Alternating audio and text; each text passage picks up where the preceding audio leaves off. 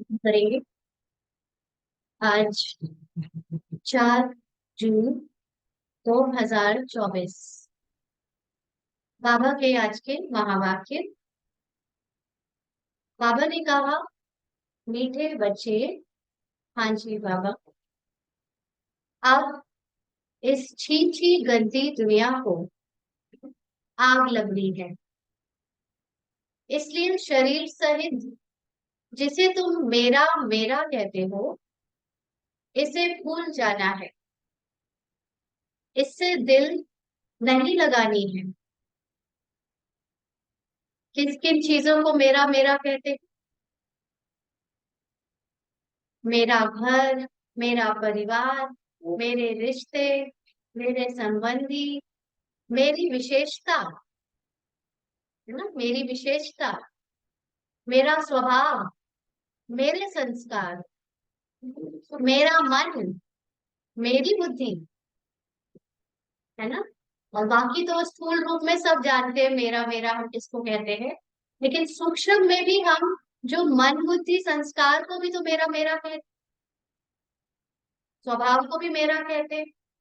तो अब मेरा कोई स्वभाव नहीं, मेरा कोई संस्कार नहीं, मेरा कोई मन नहीं। हाँ, मेरा ज्ञान, ना मेरा ज्ञान मतलब मेरी बुद्धि में ही आ गया।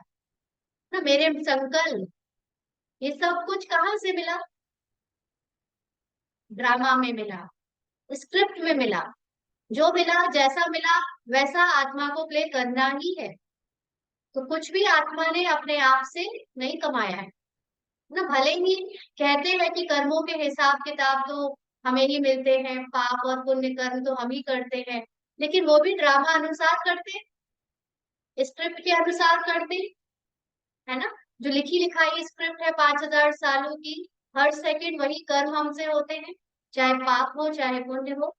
तो इसलिए अब यहाँ तक कि अपनी बुराई को भी मेरा नहीं कहना। ये जो संस्कारों में बुराइयां दिखती है ना, या कमजोरियां दिखती हैं, या कमियां दिखती हैं, इनको भी मेरा नहीं कहना। ये भी आत्मा का सत्य नहीं है। आत्मा का सत्य तो बस बाप समान है ना, एक रस अवस्था है। और जब आत्मा अपने आप को यहाँ के ड्रामा में, पार्ट में, किरदार में देखती है, तो उसको ये सब कुछ मेरा मेरा कह के अपने से दूर नहीं जाने देती। बाबा कहता है भूलो इन चीजों को, और आत्मा कहती है मेरा है, तो वो आपके अंदर बना रहता है। जब उससे अपनी डिस्टेंस बना लेंगे, मेरा नहीं कहेंगे, उससे अपने को अलग कर लेंगे, न्यारा कर लेंगे, तो वो सब कुछ कमी कमजोरी सब कुछ समाप्त होनी शुरू हो जाएगी। तो अब क्योंकि ये छीछी दुनिया है, और इस छीछी दुनिया में हम सब ने भी छीछी पार्ट बजाया है। इस जन्म तक भी सबने किसी ना किसी को दुख दिया है, अपने आप को भी दुख दिया है, और अपने अंदर के जो संस्कार है उसमें भी छीछी का प्रभाव है ना अभी भी। तो इसलिए बाबा कहते हैं अब सब कुछ भूल जाओ। इससे अपना ममत्व नहीं बनाओ, ना ही अपनी पहचान बनाओ। इसे भूल जाना है, इससे दिल नहीं लगानी है। सिर्फ क्या याद रखना है कि मेरा जो सत्य है वही मेरा क्या है, प्रेजेंट पास्ट फ्यूचर। क्योंकि आत्मा का प्रेजेंट पास्ट फ्यूचर तो वही है, पार्ट का किरदार का प्रेजेंट पास्ट फ्यूचर बदलता आया है ना। तो इसलिए इससे दिल नहीं लगानी है। प्रश्न है, बाप तुम्हें इस दुख धाम से नफरत क्यों दिलाते हैं? आज बाबा की बोली थोड़ी डिफरेंट है नेचर से। तो बाप तुम्हें इस दुख धाम से नफरत क्यों दिलाते हैं? क्यों दिलाते हैं?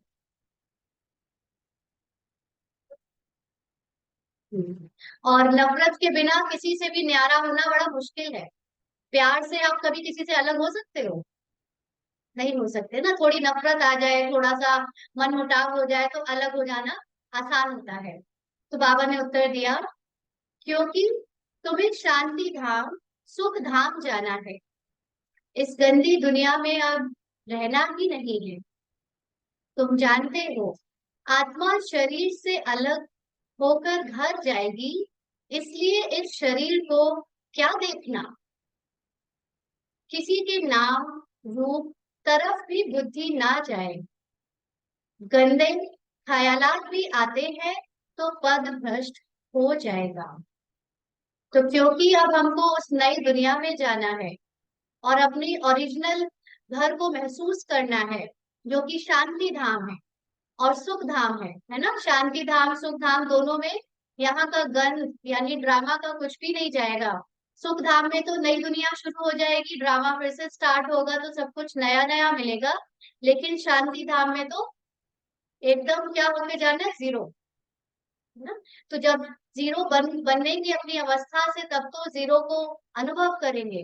तो इसलिए जो दुनिया है नीचे वाली बची हुई, अब इस गंदी दुनिया में हमको रहते हुए भी इसको याद नहीं करना है ना, बेराग, कोई इंटरेस्ट नहीं रखना है इससे। और इसीलिए इससे बाबा हमको नफरत दिलाते हैं, स्ट्रॉन्ग वर्ड यूज करते हैं बाबा। कैसे कैसे? जो कुछ देखते हो वो सब खत्म हो जाना है ना, बड़े बड़े स्ट्रॉन्ग वर्ड्स बाबा यूज करते हैं। बाबा कहते हैं कि अब तुम जानते हो, अब जब ये आत्मा शरीर से अलग हो जाएगी, यानी पार्ट से भी अलग हो जाएगी, तो घर जाएगी। घर जाएगी माना अपनी संपूर्णता को प्राप्त करेगी, संपूर्णता का अनुभव करेगी। सबका संपूर्णता का अनुभव जो है वो अलग अलग है। तो इसलिए बाबा ने कहा शरीर को क्या देखना। तो किसी के नाम रूप में बुद्धि गई, मतलब अभी भी क्या है, देह भान है। नाम रूप में बुद्धि कब जाती है? जब अपने को देह समझते या देह की दुनिया में ही फंसे रहती है बुद्धि, आत्मिक स्थिति का अनुभव नहीं करते, तो शरीर रूप में बुद्धि जाती है। और गंदे ख्यालात भी तभी आते हैं। आत्मिक स्थिति में तो गंदे ख्यालात आ ही नहीं सकते, है ना। आत्मिक स्थिति में तो इन शॉर्ट इनफैक्ट ख्यालात भी बहुत सीमित हो जाते हैं। ख्यालात मतलब संकल्प ना, बहुत सीमित हो जाते हैं। जो होना होता है बस वही आता है, और कुछ आता ही नहीं है, जितनी जितनी आत्मिक स्थिति बनती है उसमें। तो इसलिए बाबा कहते हैं कि अब गंदे ख्यालात भी नहीं आने चाहिए। ओम शांति। शिव बाबा अपने बच्चों आत्माओं से बात करते हैं। किससे बात कर रहे हैं बाबा? बच्चों की आत्माओं से। ये आत्मा ही बाबा के बच्चे हैं, आत्मा ही बाबा के बच्चे हैं। क्योंकि लौकिक रूप में से तो हमारे पिता दूसरे हैं, बाबा के हम बच्चे तो अशरीरी होकर ही बन सकते हैं, है ना। बाबा अशरीरी है तो हम भी आत्माएं अशरीरी हैं, तब बाबा हमसे बात करते हैं। आत्मा ही सुनती है। अपने को आत्मा निश्चय करना है, निश्चय करके फिर यह समझाना है कि बेहद का बाप आया हुआ है सबको ले जाने के लिए, दुख के बंधन से छुड़ाए सुख के संबंध में ले जाते हैं। तो बंधन और संबंध ये दो चीजें हैं, है ना। बंधन क्या है? बंधन है जब आत्मा को माया के अनुसार, वो माया किसी के अंदर भी आकर उसको उसके सत्य से दूर कर देती है, उसको ये भान कराती है कि तुम मेरी पत्नी हो, तुम मेरे बच्चे हो, मैं किसी का फलाना हूँ। ये है बंधन। और संबंध है कि आत्मा को पता है कि ये सब कुछ जो हमने संबंध बनाए हैं, ये सिर्फ यहाँ पर टेम्पररी है। वास्तविकता मेरी क्या है कि मैं सिर्फ बाबा की हूँ। वैसे तो संबंध के रूप में हमें जब सतयुग में और त्रेता युग में ये संबंध बनेंगे, तो ये ज्ञान नहीं होगा बाबा या बाबा से कोई संबंध, लेकिन ये पता होगा कि मैं आत्मा हूँ और जो रिश्ते हैं उनसे कोई बंधन नहीं होगा। असत्यता की वहां कोई भी जगह नहीं है, वहां सबको अपना सत्य स्वरूप पता होगा कि मैं कौन हूँ, है ना। बाबा ने कल भी कहा था ना, कल परसों, कि सांप की तरह अपनी स्किन बदलते रहते हैं, पता रहता है कि मैं आत्मा हूँ, अब शरीर छोड़ना है। तो इसलिए बाबा अब हमें बंधन से संबंध में ले जाते हैं। बंधन देता है दुख और संबंध देता है सुख। संबंध सुख को और बंधन दुख को कहा जाता है। अब यहाँ के कोई भी नाम रूप आदि में दिल नहीं लगाओ। अपने घर जाने के लिए तैयारी करनी है। बेहद का बाबा आया हुआ है सभी आत्माओं को ले जाने के लिए, इसीलिए यहाँ कोई से दिल नहीं लगानी है। तो अपनी अपनी चेकिंग करनी है, कहाँ कहाँ दिल लगी हुई है। कैसे चेकिंग होती है, दिल कहाँ लगी होती है? अपने मन को लगातार चेक करो कि किसके बारे में सोच रहा है। किसी के दुख सुख में मुझे भी दुख सुख तो नहीं हो रहा।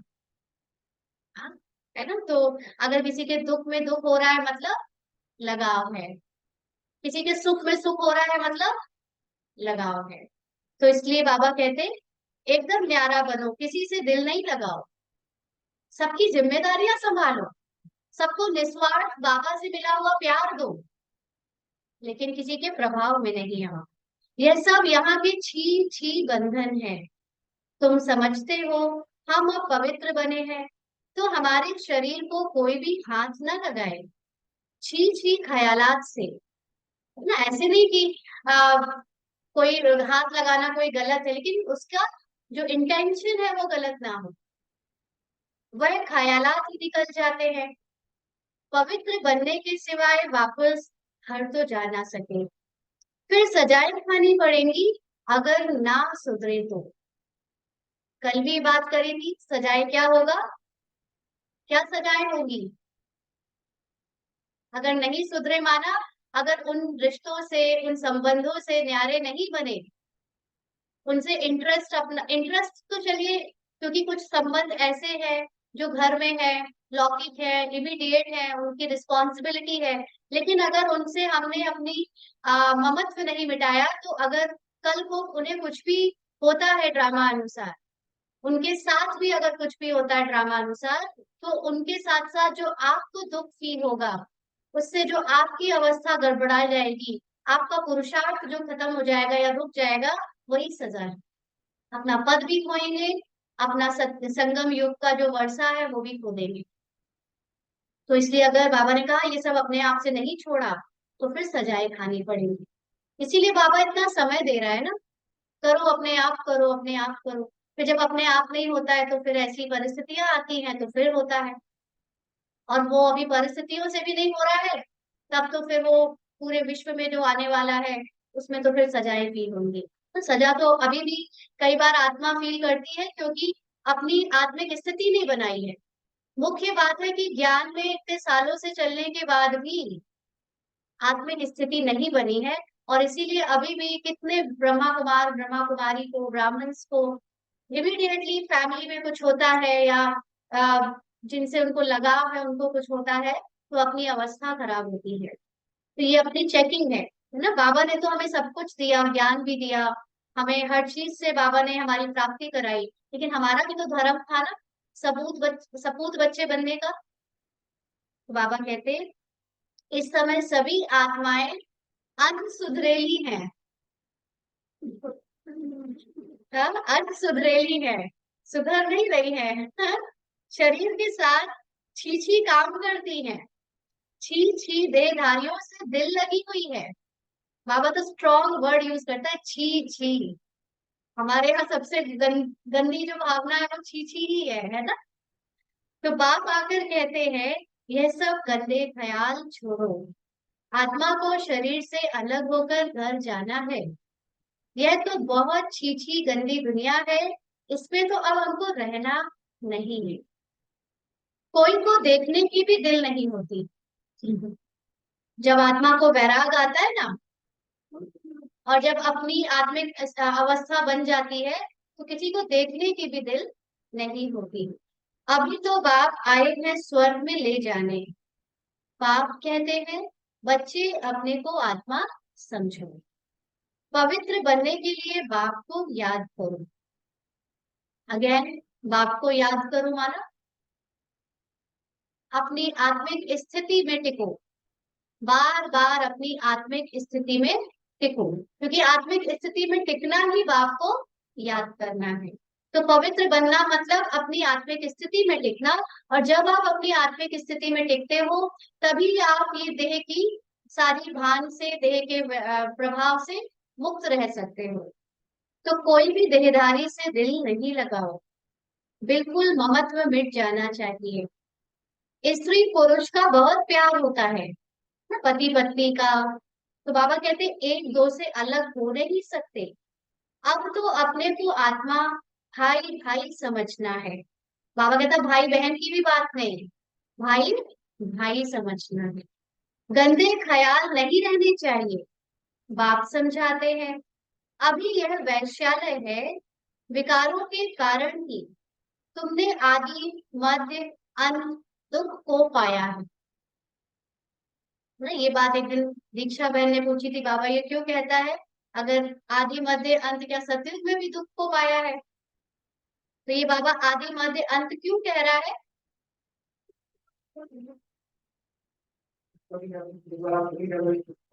क्योंकि ये मुरली सुनने वाला कौन है? विकारी किरदार। शुरू में तो बाबा के पास विकारी किरदार आया ना, तो विकारी किरदार का आदि मध्य अंत क्या है? द्वापर से ही शुरू हुआ है। आत्मिक स्थिति में अगर टिक गए मतलब विकार है ही नहीं।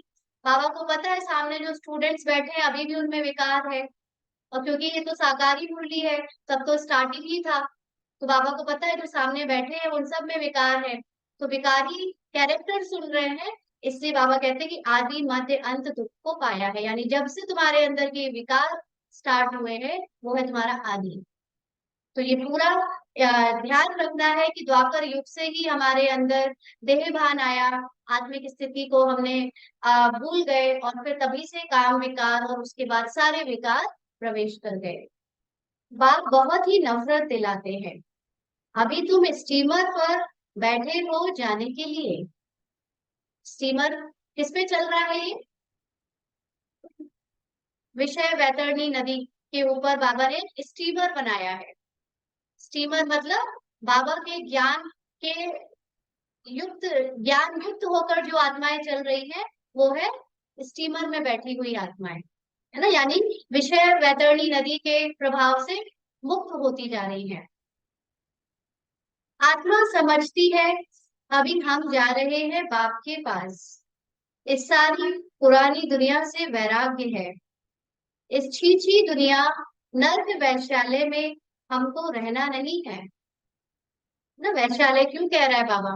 पहले तो वैश्यालय होते थे शहर में, गांव में, कोई दूर एक दो, अभी तो घर घर में है, सबके हाथों में ही है, मोबाइल रखा है, सब उल्टा सीधा उसमें देख सकते हैं, है ना। तो अभी तो ये वैश्यालय हो गया है, घर घर में वैश्यालय हो गया है।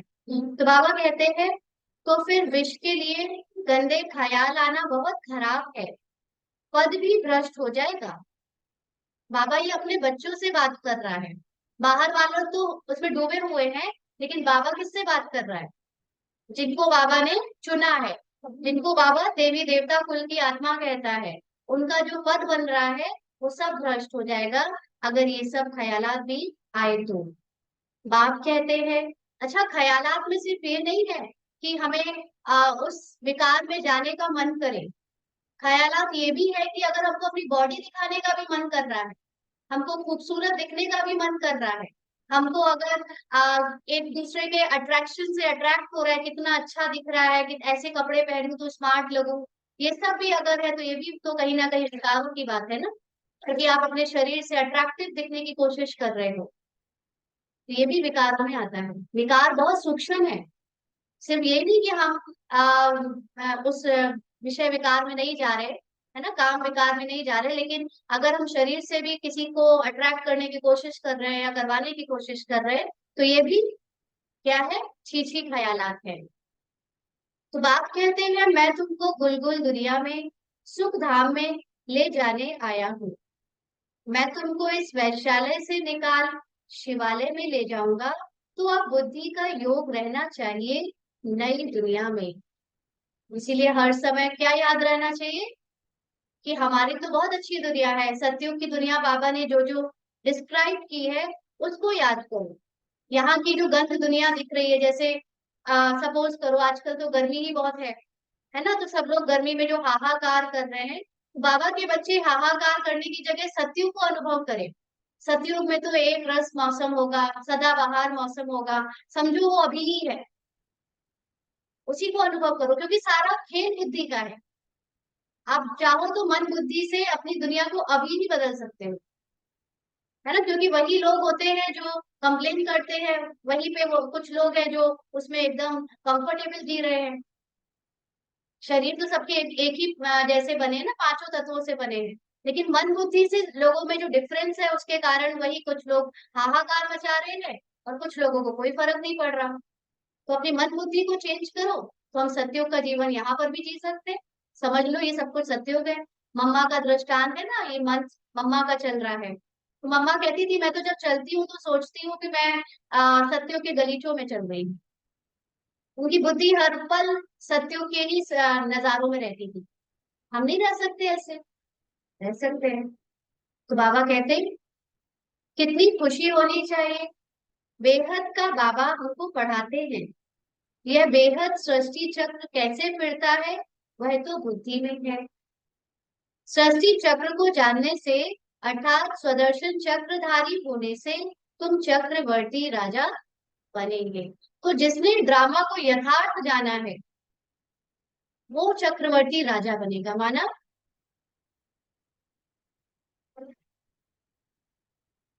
ड्रामा को भी सबने नंबरवार समझा है ना। तो जिसने यथार्थ जाना है उसको सबसे ऊंचा चक्रवर्ती राजा का पद मिल जाएगा। अगर देहधारी से बुद्धि योग लगाया तो पद भ्रष्ट हो पड़ेगा। ड्रामा को जानने वाला, यथार्थ जानने वाला ड्रामा में फंस ही नहीं सकता। फंस सकता है? नहीं फंस सकता है ना। इसीलिए जो फंसे हुए हैं मतलब ड्रामा को यथार्थ जाना नहीं है। तो अगर बुद्धि से यहाँ पर फंसे रहे तो पद भ्रष्ट हो जाएगा। कोई भी देह के संबंध याद ना आए। यह तो दुख की दुनिया है। इसमें सब दुख ही देने वाले हैं। इसलिए अटेंशन बहुत सूक्ष्म चाहिए। कई बार हम आत्माएं वाह वाह करने के बावजूद जब बातों में आती है एक दूसरे से, तो फैमिली की जब बातें करती है तो उस समय चेकिंग करो हम किसकी बात कर रहे हैं इस समय। ना देहधारियों की बातें कर रहे हैं। बाबा का ज्ञान होते हुए अपनी आंतरिक अवस्था को आत्मिक स्थिति में टिकाने की जगह हम देह भान को बढ़ाने का काम कर रहे हैं। लौकिक की बहुत बातें करना माना देह भान को बढ़ाना। चेक करो कि हम बोल में, यहाँ तक कि संकल्पों में भी हम कितनी चिंता करते हैं लौकिक की। देखो बाबा ने कल के अव्यक्त इशारे में कहा भी था कि ड्रामा अनुसार आपके द्वारा जो कर्म होने हैं, जो बोल बोले जाने हैं, जो सेवा होनी है, या लौकिक में भी जो जिम्मेदारियां निभाई जानी है, वो ड्रामा में पहले से फिक्स्ड है। आपकी कर्मेंद्रियां वो करती रहेंगी। आप अपनी बुद्धि से सिर्फ बाबा की याद में टिको। यही संगम युग में आपको काम मिला हुआ है, ब्राह्मणों को कार्य मिला है। वो भी फिक्स है। इस बात को अगर हमने स्वीकार कर लिया तब तो फिर पुरुषार्थ समझो कि गया फिर, है ना। इस बात को स्वीकार नहीं करो, है ना। उसमें कोशिश ये भी माया कह रही है कि वो भी फिक्स है ना। अगर जिसको सच में करना है, हाँ वो भी संकल्पों में आता है तो वो करता है, बात सही है, लेकिन फिर तो बाबा की पूरी स्टडी बेकार है ना। है ना, इस बात को स्वीकार नहीं करना है कि हम पुरुषार्थ फिक्स कर रहे हैं, है ना। उसको आपको ज्यादा से ज्यादा अटेंशन देकर बढ़ाना है। तो बाप डर्टी दुनिया से सबको ले जाते हैं। इसलिए अब बुद्धि योग अपने घर से लगाना है। मनुष्य भक्ति करते हैं। अच्छा, बुद्धि योग अपने घर से लगाना है। कौन से घर से लगाना है? परम धाम से। परम धाम मतलब अपनी एकदम अचल अडोल अवस्था को ही याद रखना है। कुछ भी हो जाए, ऊपर से कितनी हलचल होती रहे, लेकिन याद रहे कि मैं आत्मा सदा अचल अडोल हूँ। हो सकता है ऐसे ऊपर से हम हिलने का पार्ट बजा रहे हैं, डरने का भी पार्ट बजा रहे हैं, है ना, डिस्टर्ब होने का भी पार्ट बजा रहे हैं, लेकिन अंदर से आत्मा जानती है अगर उसी समय कि मैं, मेरी अवस्था सदा अचल अडोल है, तो समझो वही आपका घर है। उसी घर को याद करना है क्योंकि वही परम अवस्था है ना। तो बाबा कहते हैं मनुष्य भक्ति करते हैं मुक्ति में जाने के लिए। तुम भी कहते हो हम आत्माओं को यहाँ रहना नहीं है, हम यह छीछी शरीर छोड़कर अपने घर जाएंगे। यह तो पुरानी जुत्ती है। ये शरीर बाबा ने किस लिए दिया है? बचा हुआ टाइम किस लिए मिला है? अपनी आत्मिक स्थिति को अनुभव करने के लिए। क्योंकि आत्मा बिना शरीर के तो अपनी आपको अनुभव भी नहीं कर सकती। तो ये सारा जो खेल है कितना वंडरफुल चल रहा है कि इस शरीर में रहते आत्मा अपने आप को अनुभव करे, अपने सत्य को अनुभव करे, है ना। तो बाबा कहते हैं इसलिए ये शरीर को सफल करना है। बाप को याद करते करते फिर यह शरीर छूट जाएगा। अंतकाल बाप के सिवाय और कोई दूसरी चीज याद ना रहे। ये कब हो सकता है? जब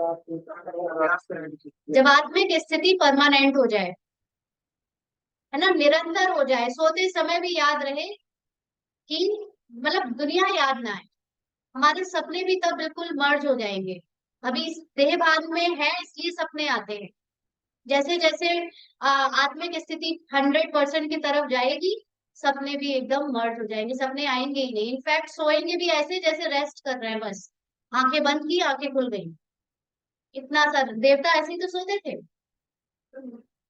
बाबा कहते अंत काल, अभी तो घोड़े बेच के सोते हैं। सोने और जागने में बहुत अंतर है। नहीं आते शरीर।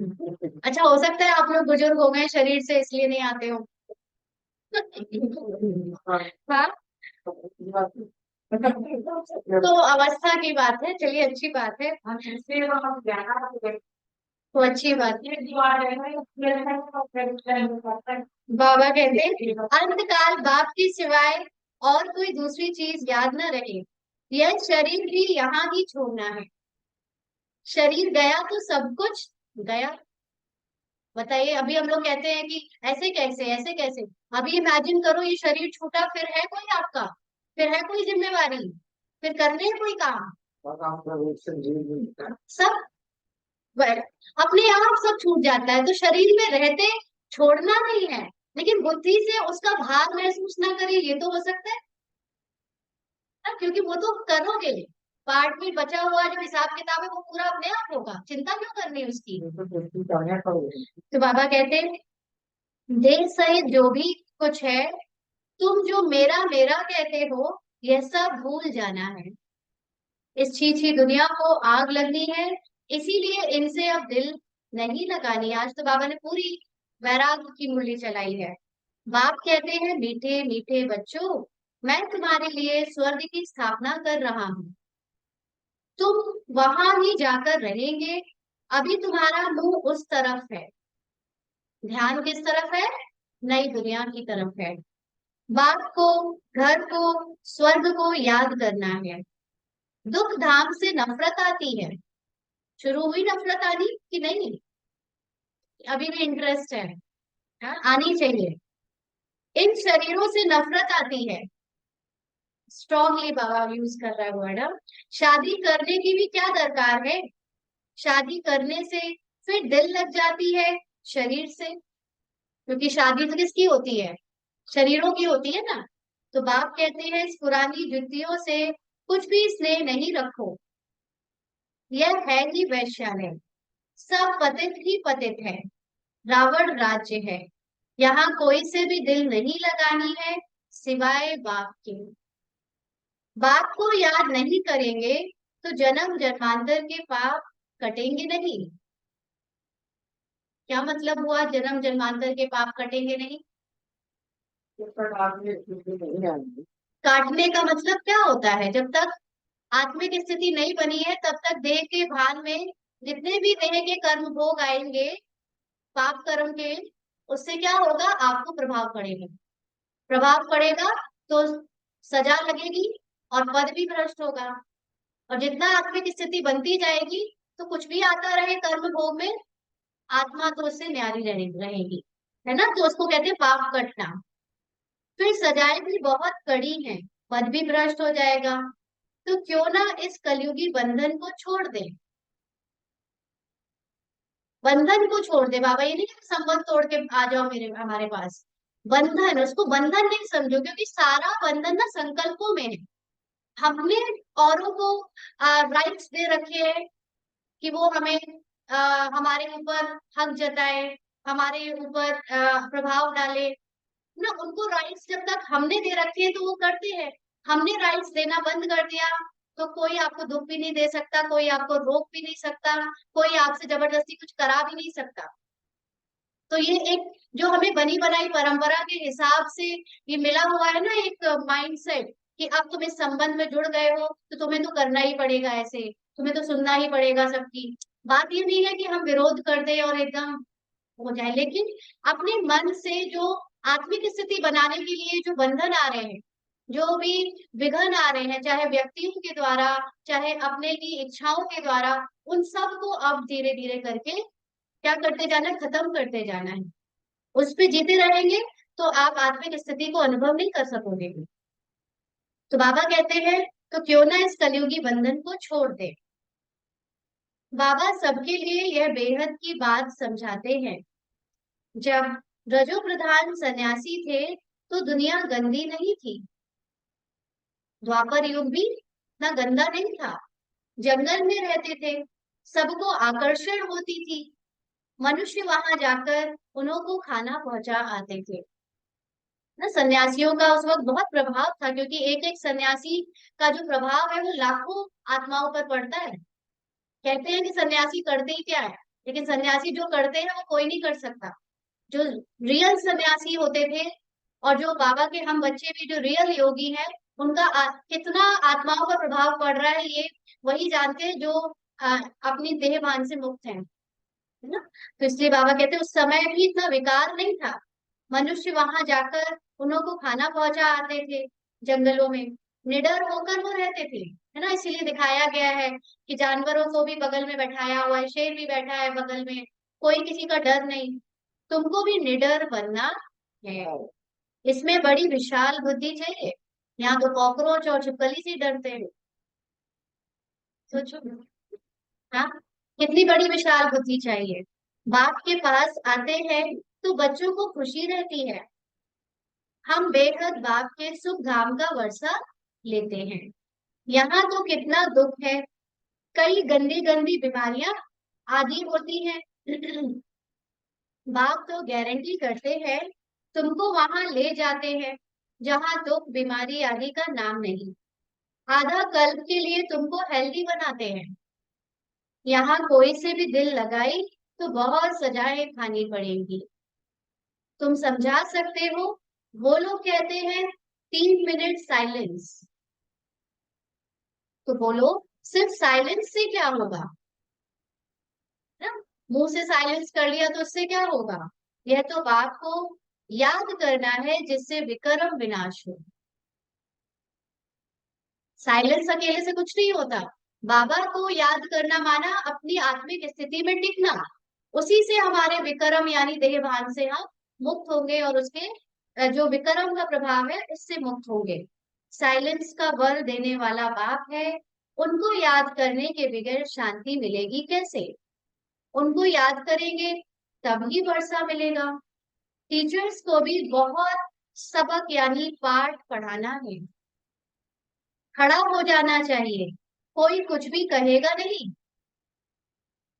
बाप के बने हो तो पेट के लिए तो मिलेगा ही, शरीर निर्वाह के लिए बहुत मिलेगा। जैसे वेदांती बच्ची है ना, वेदांती दीदी है ना। हाँ, तो बाबा कहते हैं उनके उनका उन्होंने जिक्र किया कि उसने इम्तिहान दिया, उसमें एक पॉइंट थी गीता का भगवान कौन। उसने परम पिता परमात्मा शिव लिख दिया। जो एग्जामिनेशन था ना लौकिक वाला, उसमें क्वेश्चन आया होगा कि परमपिता परमात्मा कौन, तो उन्होंने उसमें शिव लिख दिया, तो उनको नापास कर दिया। और जिन्होंने श्री कृष्ण का नाम लिखा था उनको पास कर दिया। बच्ची ने सच बताया तो उसको ना जानने के कारण ना पास कर दिया। फिर लड़ना पड़े। टीचर्स को ऐसे नहीं कि हम ब्रह्मा कुमारी हैं या ओम शांति वाले हैं तो बस सहन कर लो ना, बाबा ने सहन करने को बोला है, सब सहन कर लो, ऐसा नहीं है। सत्य के लिए लड़ना पड़ेगा, सत्य के लिए आवाज भी उठानी पड़ेगी, सत्य के लिए सामना भी करना पड़ेगा। ये नहीं कि चुप हो जाओ चुप हो जाओ चुप हो जाओ। अगर यही तो गीता में कहा गया है ना, भगवान के रूप में जब श्री कृष्ण का जो महाभारत में दिखाते हैं, उसको नहीं लेना है, कैरेक्टर को नहीं लेना है, लेकिन उन्होंने यही कहा कि तुम्हारी गलती ये नहीं है कि तुमने धर्म किया या अधर्म किया, लेकिन जब धर्म जानने वाले शांत हो जाते हैं, जब धर्म जानने वाले धर्म के लिए खड़े नहीं होते हैं, तो अधर्मी का वर्चस्व चारों तरफ फैल जाता है। और यही तो किया देवी देवता कुल की आत्माओं ने। शांत हो गए, अरे हमारा क्या बिगड़ रहा है, छोड़ो छोड़ो छोड़ो। तो ड्रामा अनुसार वो भी होना था तो हुआ, लेकिन अब समय आ गया है कि धर्म जानने वाले खड़े हो। लड़ना नहीं है, शांति से करना है, लेकिन एक स्टैंड लेना है। स्टैंड लेना है, जहां जरूरत पड़े वहां बोलना है, जहां पे शांति से काम चले वहां शांति रहना है। तो बाबा कहते हैं फिर लड़ना पड़े। मैंने तो यह सच सच लिखा, गीता का भगवान है ही निराकार परमपिता परमात्मा। और इससे सेवा भी हो जाती है, सामने वाले को समझाने का मौका भी मिल जाता है। श्री कृष्ण देहधारी तो हो ना सके, परंतु बच्ची की दिल थी इस रूहानी सर्विस करने की, तो छोड़ दिया, यानी पढ़ाई छोड़ दी फिर। क्योंकि अगर उस नापास होने के बाद दोबारा पेपर देती और फिर वो पता चलता कि अरे लौकिक पढ़ाई की तो झूठ बातों को भी मानना पड़ता है। जैसे ना पार्ट में जो बेटा है उसको पढ़ाते हैं जब, तो उसके मोरल साइंस में और कई लेसन में ऐसे आता है, God is omni present, God सर्वव्यापी है, भगवान सर्वव्यापी है। तो उसको तो पता है क्योंकि वो बाबा का बच्चा है बचपन से, तो वो तो कहता है कि नहीं है।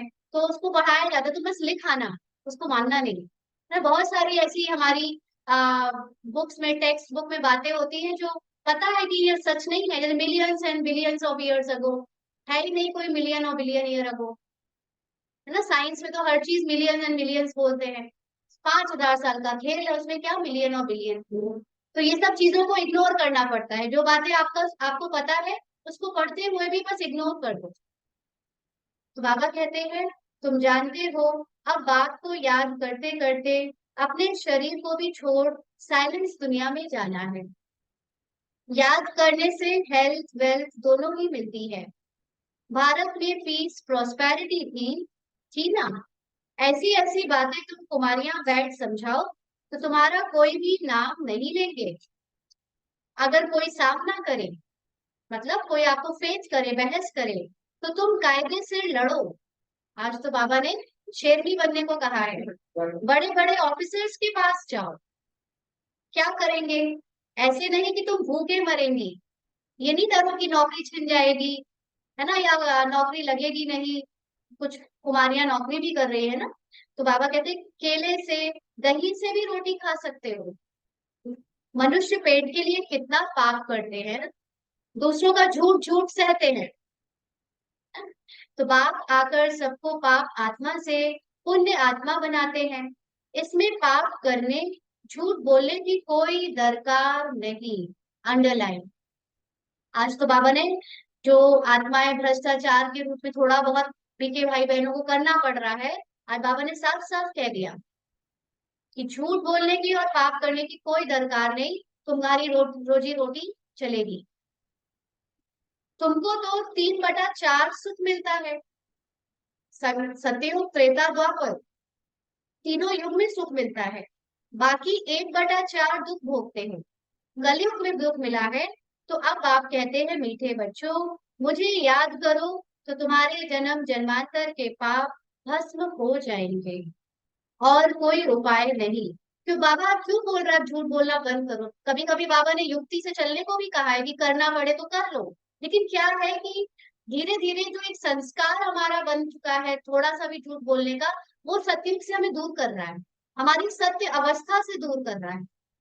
तो बाबा ने इसलिए बाद में इसको करेक्शन किया कि तुम्हारा संस्कार झूठ बोलने का कहीं बना ना रहे, इसलिए आप सच बोलना शुरू कर दो, तुम्हारी रोजी रोटी चलती रहेगी, है ना। तो बाबा कहते हैं और कोई उपाय नहीं।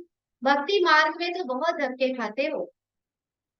शिव की पूजा तो घर में भी कर सकते हैं, परंतु फिर भी बाहर मंदिर में जरूर जाते हैं। यहाँ तो तुमको बाप मिला है, तुमको चित्र रखने की दरकार नहीं है, जरूरत नहीं है। रखने को रख रहे हैं ठीक है, बट अगर नहीं भी रखेंगे तो कोई बात नहीं है। बाप को तुम जानते हो, वह हमारा बेहद का बाप है। बट और इनफैक्ट जब आपकी आत्मिक स्थिति बनती है ना, तो आपको सच में कोई चित्र वगैरह में ध्यान ही नहीं जाता, चित्र वगैरह देखने का मन भी नहीं करता। तो बाबा कहते हैं बच्चों को स्वर्ग की बादशाही का वर्षा दे रहे हैं। तुम आते हो बाप से वर्षा लेने, यहाँ कोई शास्त्र आदि पढ़ने की बात नहीं, सिर्फ बाप को याद करना है। बाबा बस हम आए कि आए। तुमको घर छोड़े कितना समय हुआ है? घर छोड़े मतलब अपनी संपूर्ण अवस्था से नीचे आए कितना समय हुआ है? 5,000 साल ऑलमोस्ट, है ना। हमारी संपूर्ण अवस्था जो थी उससे अब नीचे हम सतयुग से ही स्टार्ट हो गए थे गिरना। तो उसको कितना समय हुआ? बाबा कहते सुख धाम को तो छोड़े 63 जन्म हुए हैं। सतयुग को छोड़े या त्रेता युग को छोड़े 63 जन्म हुए हैं। अब बाप कहते हैं शांति धाम सुख धाम में चलो। कि दोनों दुनिया को बाबा याद करने को, पता है क्यों कहता है? क्योंकि सुख धाम को याद करना माना आप अपनी दैवी दुनिया को जब याद करते हो तो भी आप कहीं ना कहीं देवान में हो, किरदार में हो। तो बाबा जानता है कि इमीडिएटली तो किसी की निराकार स्थिति बनेगी नहीं। तो पहले तो इनको किरदार से ही पुण्य कर्म सिखाए जाएं। तो वो बार बार कहता है सुख धाम को याद करो, सुख धाम को याद करो, अपने देवी देवता रूप को याद करो। लेकिन जब हम उस स्थिति में भी पार कर लेते हैं तब बाबा फिर कहता है अब शांति धाम यानी अब निराकारी स्थिति में देखो। तो क्योंकि बाबा के बच्चे सब नंबरवार हैं, किसी को सुख धाम ही फील हो सकता है, शांति धाम याद नहीं आ पाता क्योंकि निराकारी स्थिति नहीं बनती। तो इसलिए सुख धाम को याद करो, और जिसकी निराकारी स्थिति बन सकती है वो शांति धाम को याद करे। तो बाबा कहते हैं इस दुख धाम को भूल जाओ, शांति धाम सुख धाम को याद करो, और कोई डिफिकल्ट बात नहीं है। शिव बाबा को कोई शास्त्र आदि पढ़ने की दरकार नहीं है, यह ब्रह्मा पढ़ा हुआ है। तुमको तो अभी शिव बाबा पढ़ाते हैं, यह ब्रह्मा भी पढ़ा सकते हैं, परंतु तुम सदैव समझो शिव बाबा के लिए ना। जिसकी तीसरी आंख खुल गई है, जिसकी दिव्य दृष्टि की चाबी बाबा ने खोल दी है, तो अब उसको भी समझाना आ जाएगा। वो भी बाबा के जैसा समझा सकता है, लेकिन बाबा कहते हैं कि वो भले ही कभी ब्रह्मा भी समझा रहे हो, लेकिन तुम्हें क्या समझना है कि सदा शिव बाबा समझा रहे हैं। उनको याद करने से फिर विक्रम विनाश होंगे। बीच में यह भी है, इसके बारे में, ब्रह्मा के बारे में। चले अभी 1 मिनट के लिए सभी साइलेंस में टिक जाए, अपनी हृदय की अवस्था को अनुभव करें।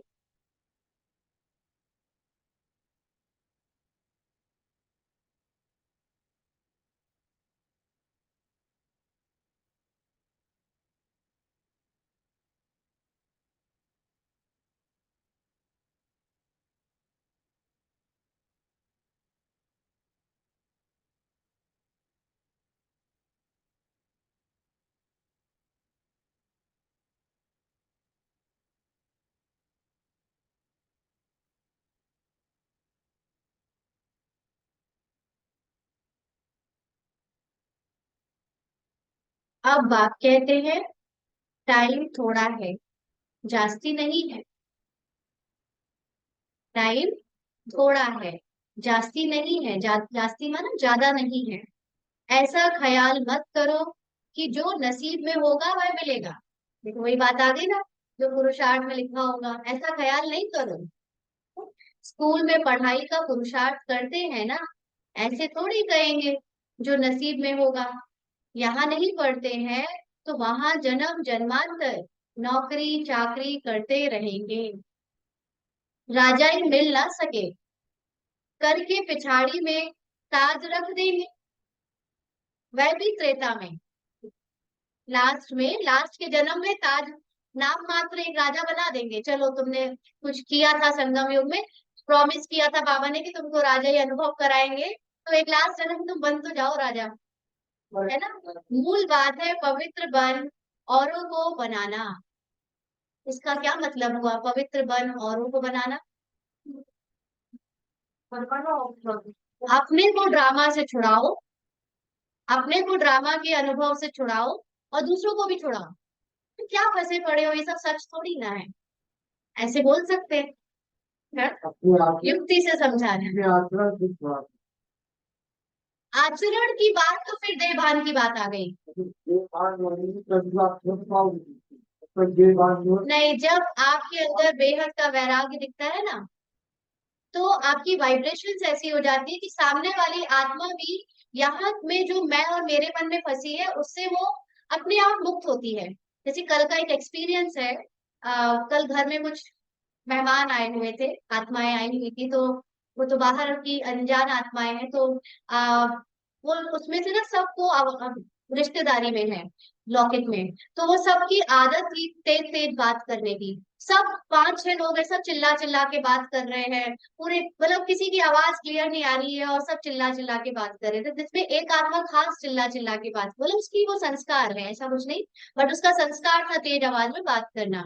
तो मैं बैठकर लगातार उस आत्मा को देख रही थी, और मुझे मतलब एक अनुभव हो रहा था, क्योंकि वो यहाँ जाकर ना थोड़ा डिस्टर्ब हो रहा था, तो मैं अपनी शांत अवस्था में टिक गई और उसको देख रही थी कि यहाँ कितना चिल्ला रही है, लेकिन ये वास्तविकता में तो कितनी शांत है। जब उनके जाने का समय आया तो बाद में खड़े होके वो आत्मा खुद बोल रही थी, आज ना इतना चिल्लाने मेरा गला दर्द हो गया, अब शांत होने की जरूरत है। इसको कहते हैं कि आप अपनी जब शांत अवस्था में टिकते हो तो आप दर्पण बन जाते हो। सामने वाले को महसूस हो जाता है कि वो कुछ गलत या वो कुछ देह भान का कर रही है, मतलब उसके लिए ये शब्द देह भान और आत्मिक भान कुछ नहीं है, बट आप वो अपने आप को चीज को एक्सेप्ट करेगी कि वो थोड़ा सा अलग कर रही है या गलत कर रही है। अब उसको अपने सत्य में जाने की जरूरत है। हाँ, गिल्टी नहीं कहेंगे, जस्ट अपने सत्य में को अनुभव करने का उसका मन कर रहा था। जैसे कोई बहुत क्रोधी अगर चिल्लाए जा रहा है, नफरत किए जा रहा है, और आप अपने सत्य में टिककर उसका सत्य देख रहे हो, तो उसको धीरे धीरे अपने आप अनुभव होगा कि मुझे थोड़ा नम्र बनने की जरूरत है, मुझे सबसे प्यार से रहने की जरूरत है। वो आपके सामने स्वीकार करे चाहे ना करे, लेकिन उसको ऐसा अनुभव जरूर होगा। तो इसी को बाबा कहते हैं आप दर्पण बन जाते हो, है ना। तो इसी को बाबा ने कहा पवित्र बन औरों को बनाना है। अपने आप को उस स्थिति में टिकाओ और औरों को भी उस स्थिति में देखो, तो सामने वाले को भी वैसा पवित्र बनने का अंदर से संकल्प आए। सत्य नारायण की सच्ची कथा सुनाना है बहुत सहज। दो बाप है, हद के बाप से हद का वर्षा मिलता है, बेहद के बाप से बेहद का। बेहद बाप को याद करो तो यह देवता बनेंगे, परंतु फिर उसमें भी ऊंच पद पाना है। पद पाने के लिए ही कितना मारा मारी करते हैं। आज पद की बात है ना, आज इलेक्शन का रिजल्ट आना है। बाबा कहते हैं पिछाड़ी में बॉम्ब्स की भी एक दो को मदद लेंगे, है ना, पिछाड़ बॉम्ब्स तो तैयार बैठे ही है। यह इतने सब धर्म है, थे थोड़े ही, फिर नहीं रहेंगे। तुम राज्य करने वाले हो तो अपने ऊपर रहम करो ना। किसके ऊपर रहम करना है? अपने ऊपर। कम से कम ऊंच पद तो पाए। बच्चियां आठ आना भी देती हैं, हमारी एक ईंट लगा देना। बाबा के घर में बाबा के घर में जो बच्चियां है ना, इतना इतना सा देकर जाती है कि अपने सफल हो जाए। तो बाबा कहते हैं हमारी एक ईंट लगा देना। उस समय 8 आना की आती थी, आज 8 रुपए की ईंट आती है। बाबा कहते हैं सुदामा का मिसाल सुना है ना, चावल मुट्ठी बदले महल मिल गया। गरीब के पास है ही 8 आने, तो वही देंगे ना। कहते हैं बाबा हम गरीब है, अभी तुम बच्चे सच्ची कमाई करते हो। यहाँ सबकी है झूठी कमाई। दान पुण्य आदि जो करते हैं वह पाप आत्माओं को ही करते हैं, तो पुण्य के बदले पाप हो जाता है। पैसा देने वाले पैसा देने वाले पर ही पाप हो जाता है। ऐसे ऐसे करते सब पाप आत्मा बन जाते हैं। देखो कोई कहता है हमने तो कभी किसी के साथ गलत किया ही नहीं, लेकिन भीख तो दी, दान तो किया। और बाबा कह रहे हैं यहाँ दान भी अगर पाप आत्माओं को कर रहे हो तो आपका भी पाप बन गया। इतना बुरी रहस्य कोई जान सकता है? बाहर वालों को बताओ तो कहेंगे ऐसे कैसे, हमारी इंटेंशन तो अच्छी थी, हम नहीं जानते, हमने तो दे दिया, फिर वो चाहे जो करे। ऐसे हाथ साफ कर लेते हैं ना। लेकिन बाबा कहते हैं ये भी सूक्ष्म पाप बनता है अगर आपके दिए हुए धन से किसी ने कुछ पाप कर्म किया तो। हाँ, तो उसी से तो बहुत पाप बना है। पुण्य आत्मा होते ही है सतयुग में, वह है पुण्य आत्माओं की दुनिया, वह तो बाप ही बनाएंगे। पाप आत्मा रावण बनाते, गंदे पर बन पड़ते हैं। अब बाप कहते हैं गंदे कर्म नहीं करो। गंदे कर्म का अर्थ ही है देहभान में आकर कर्म करना। नई दुनिया में गंध होता नहीं, नाम ही है स्वर्ग, तो फिर क्या स्वर्ग कहने से ही मुख में पानी आ जाता है? स्वर्ग कहने से ही मुख में पानी आ जाता है। देवता होकर दिखाया नहीं है, जब समुद्र मंथन में अमृत निकला तो एक साइड देवता खड़े हो गए, एक साइड असुर खड़े हो गए, हमको भी पिलाओ हमको भी पिलाओ। तो फिर युक्ति से लक्ष्मी जी बनकर विष्णु आए, है ना, तो अप्सरा या कुछ ऐसा बन के आए, मोहिनी, हाँ कुछ बनकर आए, और उन्होंने फिर युक्ति से देवताओं को पिलाया ना। अगर असुर भी पी लेते तो क्या होता, वो भी अमर हो जाते। उनका अमर होना ड्रामा में है नहीं। तो बाबा कहते हैं देवता होकर गए हैं तब तो यादगार है। आत्मा अविनाशी है, कितने ढेर एक्टर्स हैं, कहाँ तो बैठे होंगे जहां से पार्ट बजाने आते हैं, है ना। तो इसको आप स्थान के रूप में समझो, चाहे उस अवस्था में समझो कि उस अवस्था से हम नीचे पार्ट बजाने आते हैं। अभी कलयुग में कितने ढेर मनुष्य हैं, देवी देवताओं का राज्य है, सॉरी देवी देवताओं का राज्य है नहीं, कोई को समझाना तो बहुत सहज है। एक धर्म की अभी फिर स्थापना हो रही है, बाकी सब खत्म हो जाएंगे। तुम जब स्वर्ग में थे तो और कोई धर्म नहीं था, चित्र में राम को बाढ़ दे दिया है, वहां बाढ़ आदि की तो बात नहीं। बाढ़ चेक होते हैं क्या? सत बाढ़, धनुष बाढ़, बाढ़, यह भी समझते हैं, जिसने जो सर्विस की है कल्प पहले वही अभी करते हैं। जो बहुत सर्विस करते हैं बाप को भी बहुत प्यारे लगते हैं। लौकिक बाप के बच्चे जो भी अच्छी रीति पढ़ते हैं उन पर बाप का प्यार जास्ती रहता है ना। मधुबन वालों को देखो, इमीडिएटली एक के बाद एक पार्टी आती रहती है, सुबह से रात तक वो लगे रहते हैं। अभी बच्चों का प्रोग्राम हुआ, हम लोगों ने देखा कि हम लोग तो थक भी जाते थे रूम में, थोड़ा सा रेस्ट कर लिया, नहीं गए किसी किसी प्रोग्राम में, लेकिन जो आत्माएं सेवा की निमित्त थी वहां पर, वो तो सुबह से उठकर रात तक धूप में हर हाल में वो कर रही है, और हमारे जाते पे दूसरी कोई पार्टी, दूसरा कोई आ जाएगा। कितनी सेवा करते हैं, और हम लोग यहाँ पर होते हैं तो कहते हैं आज धूप बहुत है, सेंटर नहीं जाना, अभी प्रोग्राम नहीं करो, अभी धूप है, कौन करेगा, बीमार पड़ जाएंगे, ऐसी ऐसी बातें है ना। तो जो जितनी सेवा करेगा बाबा उसको उतना बल भी देता है, उसकी रक्षा भी करता है। और सबसे बड़ी बात कि वो देहभान से मुक्त होता है। अगर यहाँ पे धूप लग रही है, यहाँ पर गर्मी लग रही है और यहाँ पर सब कुछ हो रहा है, तो कहाँ है फिर आपका आत्मिक स्थिति, है ना। यहाँ पर अभी हम किचन में खाना नहीं बनाएंगे, अभी हम बाहर धूप में बच्चे नहीं आएंगे, ये सब कर रहे हैं, तो फिर देहभान है मतलब। ये सब मधुबन जाकर सीखने में मिलता है। तो उनको देखो और उनसे यहाँ पर आप अपने आप को वैसा बनाओ। ये वो बच्चे वहां पर एग्जाम्पल है बाबा जैसे। बदलते हैं लेकिन परमानेंट वाले ज्यादा रहते हैं, जो यहाँ से आते जाते हैं सेंटर से वो बदलते हैं, लेकिन परमानेंट वाले तो वहां पे कंटिन्यू, वही तो सबको डायरेक्शन देते हैं, अब ऐसा करना है वैसा करना है। नहीं तो जो नए नए सेवाधारी आ रहे हैं उनको कौन बताएगा क्या काम करना है। बाबा कहते हैं लौकिक बाप के बच्चे भी जो अच्छी रीति बढ़ते हैं उन पर बाप का प्यार जास्ती रहता है। जो लड़ते खाते रहेंगे तो उनको थोड़े प्यार करेंगे, लड़ते भी हैं और खाते भी रहते हैं, उनको थोड़ी प्यार करेंगे। सर्विस करने वाले बहुत प्यारे लगते हैं। एक कहानी है, दो बिल्ली लड़े और माखन कृष्ण खा गया।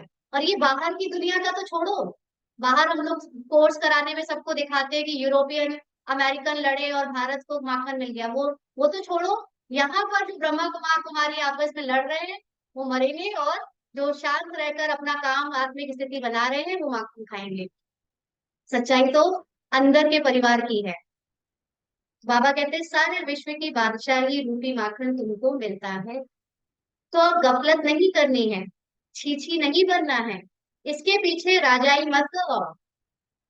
छीछी बनना मतलब कलयुगी संस्कार को ही बार बार अभी यहाँ पर भी जीवन में, ब्राह्मण जीवन में भी इमर्ज कर रहे हैं, उसको उससे न्यारे नहीं हो रहे हैं, है ना, उससे न्यारे होना है।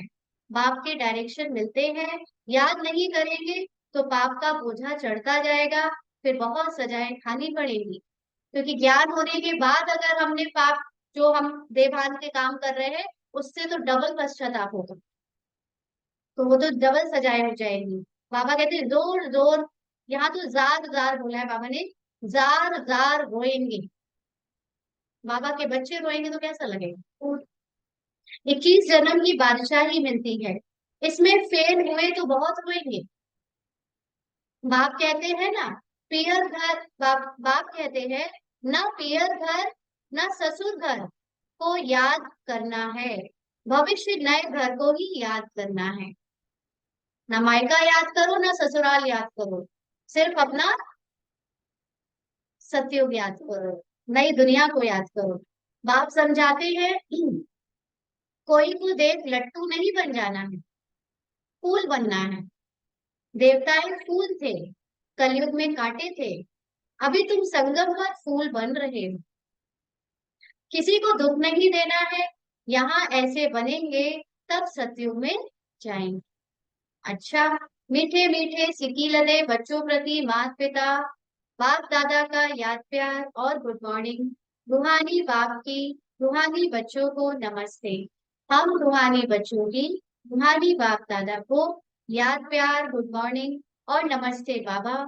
शुक्रिया, थैंक यू बाबा। धारणा के लिए मुख्य सार। पहला पॉइंट, अंत काल में एक बाप के सिवाय दूसरा कोई याद ना आए, उसके लिए इस दुनिया में किसी से भी दिल नहीं लगानी है। तो इस दुनिया से दिल आपकी तभी उठेगी जब अपनी आत्मिक स्थिति का ज्यादा से ज्यादा अभ्यास होगा।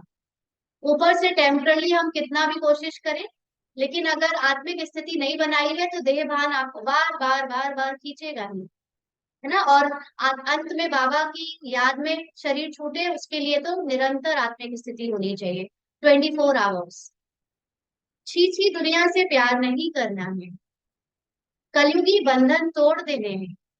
अभी एक दो दिन पहले बाबा ने कहा था ना, कलयुगी लोक लाज मर्यादाओं को जो रखेगा वो आत्मिक स्थिति में टिक नहीं सकता ना। इसलिए इसीलिए बाबा के ये नियम है, सेंटर जाओ। क्योंकि सेंटर जाने से क्या होता है कि बाहर जो लोग बातें आपके बारे में कर रहे हैं, आप उसको फेस करने के लायक बनते हो। आपका देहभान टूटता है, व्हाइट ड्रेस व्हाइट यूनिफॉर्म पहनो, ताकि जो लोग बातें करेंगे तो आपको उससे असर ना पड़े।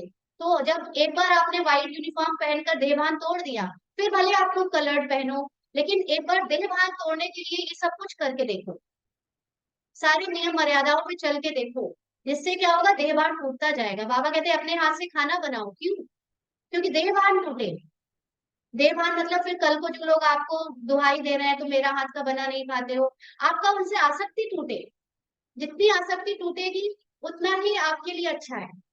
ये सारे नियम मर्यादाएं बाबा की इसीलिए है, क्योंकि फिजिकली हमको नहीं पता कि कैसे करना है। बाबा बता रहे हैं, जो चाहता है वो करे। विशाल बुद्धि बन निडर बनना है।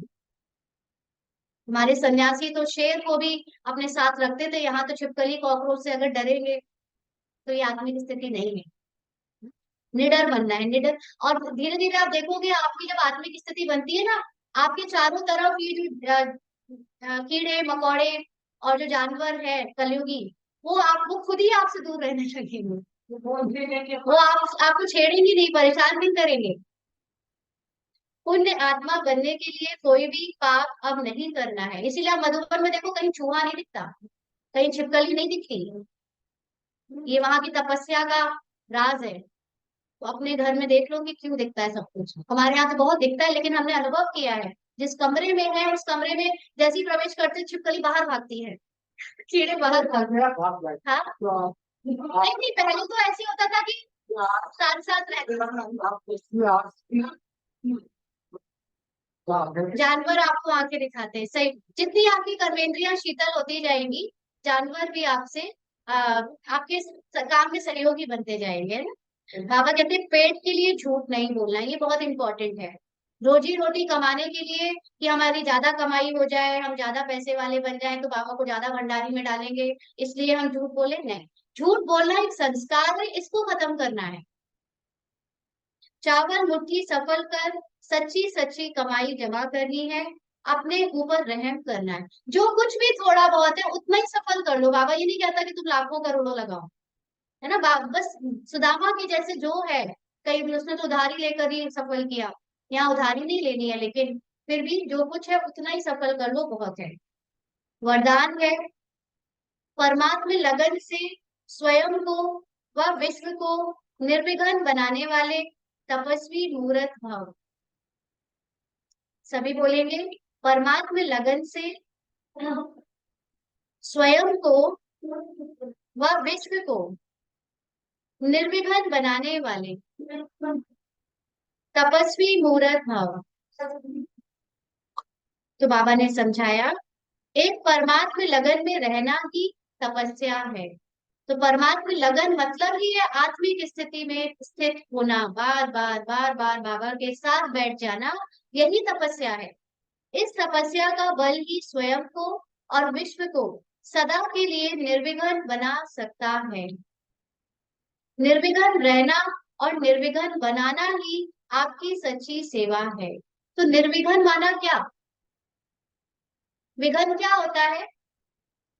विघ्न का अर्थ होता है देवभान में आना।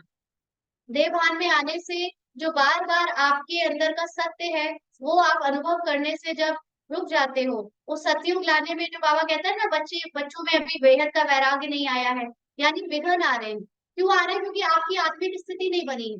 जब बाबा के बच्चों में ही आत्मिक स्थिति नहीं बनी है तो बाहर के लोगों में कैसे फिर देवभान छूटेगा? है ना? तो इसीलिए जब हम आत्मिक स्थिति में बनकर निर्विघ्न बनते हैं तो बाहर की आत्माओं को भी देवभान से मुक्ति मिलती है।